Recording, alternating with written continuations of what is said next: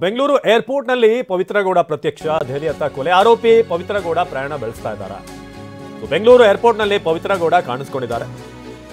ದೆಹಲಿಯತ್ತ ಕೊಲೆ ಆರೋಪಿ ಪವಿತ್ರ ಗೌಡ ಪ್ರಯಾಣ ಬೆಳೆಸಿದಾರ ಅಂತ ದೆಹಲಿಗೆ ಹೋಗೋದಕ್ಕೆ ಅನುಮತಿ ಪಡೆದಿದ್ದಂಥ ಪವಿತ್ರ ಗೌಡ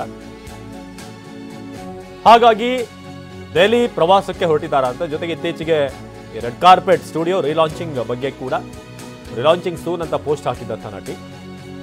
ಅವರ ರೆಡ್ ಕಾರ್ಪೆಟ್ ಏನು ಬೊಟೀಕ್ ಇದೆ, ಈ ಕಾಸ್ಟ್ಯೂಮ್ಗೆ ಸಂಬಂಧಪಟ್ಟ ಹಾಗೆ ಅವರ ಒಂದು ಪ್ರಾಜೆಕ್ಟ್ ಏನಿದೆ, ಸೊ ಅದಕ್ಕೆ ಸಂಬಂಧಪಟ್ಟ ಹಾಗೆ ಸ್ಟೇ ಟ್ಯೂನ್ಡ್ ಅಂತ ಹೇಳಿ ಮತ್ತೆ ರೀಲಾಂಚಿಂಗ್ ಅನ್ನೋ ರೀತಿಯಾಗಿತ್ತು. ಸೊ ದೆಹಲಿಯತ್ತ ಕೊಲೆ ಆರೋಪಿ ಪವಿತ್ರ ಗೌಡ ಪ್ರಯಾಣ ಬೆಳೆಸಿದ್ದಾರೆ. ಅವ್ರದ್ದೊಂದಷ್ಟು ಡಿಸೈನರ್ ಬಟ್ಟೆಗಳ ಒಂದು ಸ್ಟುಡಿಯೋ ಇದು.